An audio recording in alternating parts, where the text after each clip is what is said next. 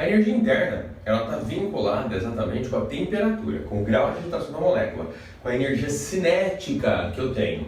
Se eu penso na energia cinética, uma das maneiras de se definir energia interna é entender que ela é nada mais, nada menos do que a soma das energias da energia cinética. Então eu posso falar que a energia interna, que será representada pela letra U, é o somatório das energias cinéticas, ou seja, da massa de cada molécula vezes velocidade ao quadrado por 2. Então, Jabur, se eu calcular a cinética de cada molécula, eu sei a energia interna? Sim. Só você tem que lembrar que tem muita molécula aí. Se você pegar, por exemplo, o número de Avogadro, que fala que o mol tem um número bem elevado, 10 a 23, se lembra bem, moléculas. Se você for calcular de cada uma a velocidade, tudo, bem, você vai fazer muita conta, tá? E vai ficar provavelmente o vestibular inteiro numa única conta se der tempo. Tá? Então, quer dizer, não é algo interessante. Então, você entenda o conceito, mas, em geral, nós não usamos nem a equação. A equação também, de vez em quando, é usada. Tá? Nós usamos mais Clapeyron e a primeira lei da termo. Tá? Aqui é mais um conceito, depois eu não vou ficar fazendo muitas definições. Quem gosta muito disso pode se aprofundar um pouco mais depois para entender como funciona. Tem toda uma definição com o grau de agitação em relação ao eixo, x, y e z, enfim, todo o dimensionamento. Tá? Eu vou de uma maneira mais direta te mostrar apenas como funciona. Energia interna da molécula, quando o gás for monatômico, que é a maior parte das vezes, tá? Nós falamos que ela é de 3 meios de nRT. E quando for um gás diatômico, eu vou falar que ela vale 5 meios de nRT. Tá aqui bonitinho. Bem, a questão de 3 meios, 5 meios, o meio vem muito da relação da energia cinética e o 3 e 5 da questão de eixo de vibração. Tá bom? Também temos 7 meios para relações gerais, né? Quando você tem um multiatômico, né, nós falamos, aí ficaria 7 meios de nRT, mas também, mais para quem vai prestar ITA, IME, fora isso, para nós não é tão importante, tá bom? O que é importante você entender? Primeiro, que nRT é uma parte de uma equação que você conhece, que é a equação de Clapeyron. PV igual a nRT.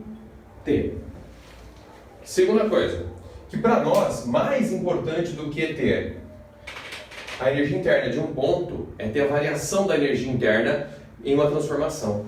E é muito comum, quando acontece isso, você trabalhar com variação da energia interna e aí ela está vinculada a quem? Número de mols? O número de mols não vai mudar. Constante também não vai mudar. Quem muda é a temperatura. Então, quando eu falo em variação exatamente da energia interna, eu estou falando da variação da minha temperatura. Tá? Seria a minha função chave. E a mesma coisa com o gás diatômico. A variação dessa energia interna está vinculada com a variação da minha temperatura. Mas Jabur, eu percebi que nRT tem a ver com Clapeyron. Isso quer dizer que se eu pegar igualdade eu posso substituir? Sim, você pode. É muito comum poder acontecer o seguinte. Você pode falar que pressão vezes a variação do volume é igual a nR delta T. É uma possibilidade que você pode trabalhar também. Mas Jabur, se eu tiver um gráfico e a pressão também for uma variável? Aí eu posso afirmar que, nesse caso, um gráfico de pressão por volume, né? Aí seria a área dele, né? Então, a área dele terá um valor numericamente igual a nR delta T.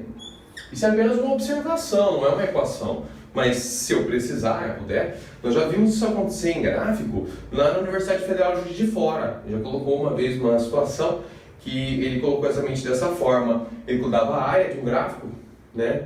E aí, se você achasse a área, você já automaticamente achava esse nRT, nR delta T no caso, né? Então, é uma possibilidade.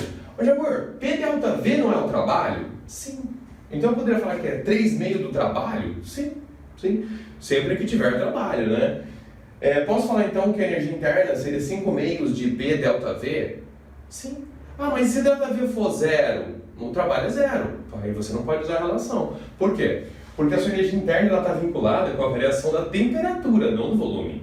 Então, em caráter excepcional, quando existe o trabalho, eu posso associar, mas não é a forma direta de se fazer isso. É importante deixar isso bem claro para você.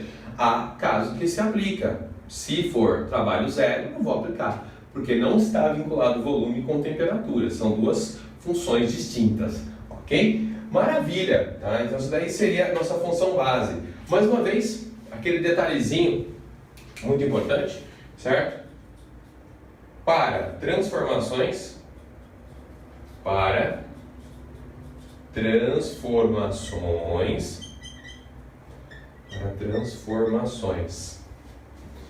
isotérmicas.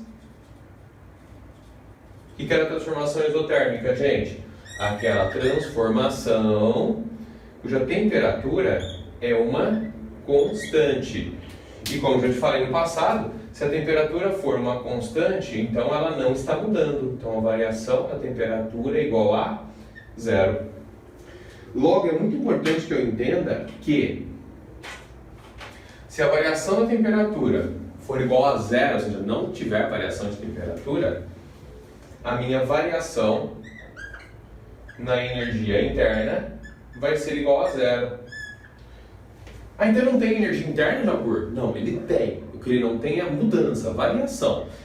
Bem, numa função em que ele te pergunte qual é a energia interna, você vai deixar a energia vinculada à temperatura daquele ponto. Se você precisar, a primeira lei da termo, que é que aparece bem mais, que a gente mais utiliza, e aí nesse caso tem que ter a variação, que ela é mais importante. E nesse caso, se não tem variação, automaticamente significa que a transformação é isotérmica. Então, em transformações isotérmicas, eu não tenho variação da energia interna. Então, só para dar mais uma vez aquele toquinho, trabalho, nós falamos no anterior, está vinculado ao volume. Energia interna está vinculada à temperatura. De um lado, expansão e contração. Do outro lado, aquecimento e resfriamento. Tá bom? É isso que você tem que saber. Na próxima parte agora, eu vou vincular para você a primeira lei da termo e te passar várias características. E aí terminamos exatamente com as relações cíclicas, para eu poder te mostrar como que funciona isso. Tá? Então na próxima parte vamos falar sobre a primeira lei da termo.